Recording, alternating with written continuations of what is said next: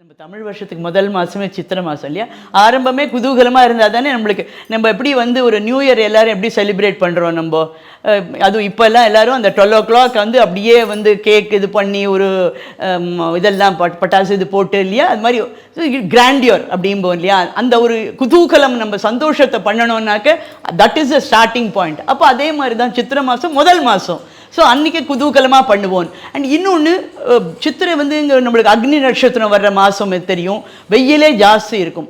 அப்போ வந்து அம்மனுக்கு இந்த கூழ் பண்ணுறது, வேப்பலைங்கிறது உங்களுக்கு அந்த காற்று வந்து நீங்கள் பாருங்கள், வெயிலில் இருந்துட்டு அந்த வேப்ப மரத்துக்கு அடியில் நின்னோம்னா டெஃபினட்டாக ஒரு சின்ன சில்னஸ் தெரியும்.